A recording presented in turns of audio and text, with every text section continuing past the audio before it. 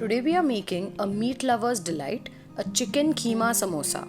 Before we go ahead, subscribe to our channel and hit the bell icon to get our latest recipes. Let's make our filling. Heat up some oil in a pan, add ginger garlic paste, and we're going to fry that off until it's cooked and fragrant.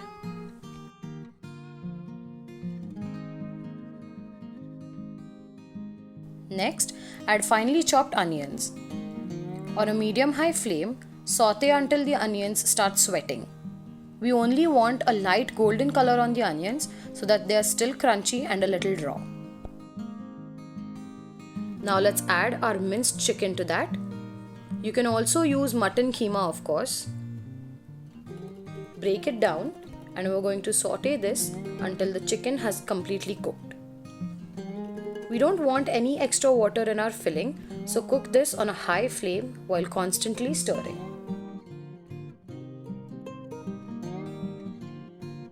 Now let's add our masalas. Cumin powder, coriander powder, along with red chili powder. You can use green chilies too. Some garam masala powder, salt to taste, and a little pepper powder for some heat.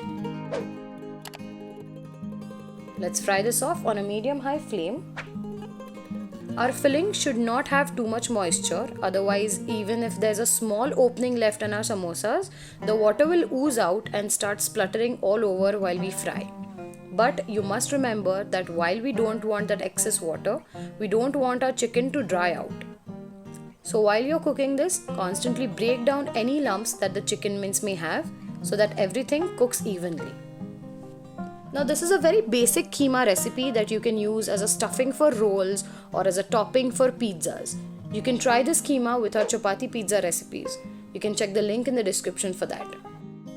Now you can see that there's no excess water in the keema and the chicken is almost cooked.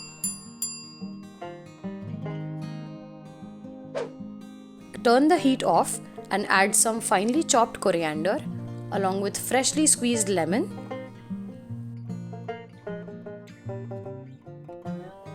Give that a final mix and let this cool before use.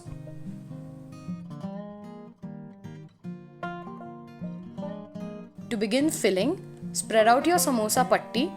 I'm using frozen sheets that are slightly defrosted. Spoon the keema mixture on one end of the patti. Bring that in together and tightly fold from the bottom left corner to the right side edge.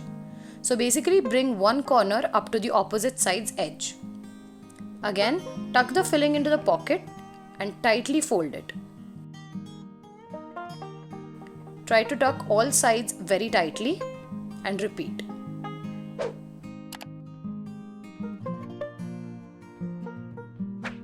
Now it's like a tightly wrapped sort of pocket around your filling.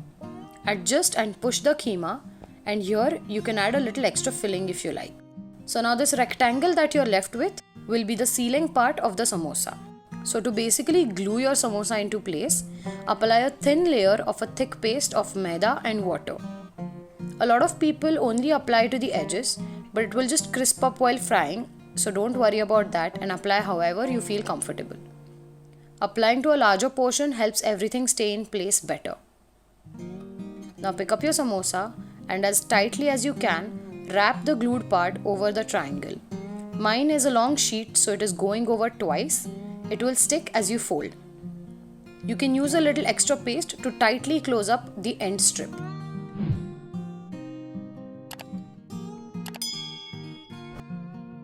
Once your samosa is wrapped, if you're an amateur like me and haven't done this many times, you will have holes and openings left at the corners.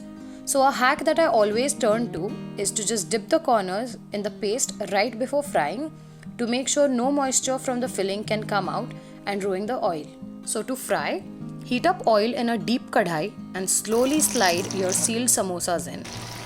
While dropping your samosas, remember to keep the oil very hot so that the temperature doesn't suddenly drop when you put your samosas. But once you put your first batch, take the flame to a medium so that the patti can cook all the way through. A little tip when you're frying, If you keep the flame too low, your samosas will cook through but will take a longer time to cook and to get the color that we want. It will soak up a lot of oil and the keema will keep leaving out water because it will keep cooking, and ultimately your keema will get dry and your samosas will get soggy and oily. Now once you get a good color on one side, carefully flip them and fry them until golden brown on both sides.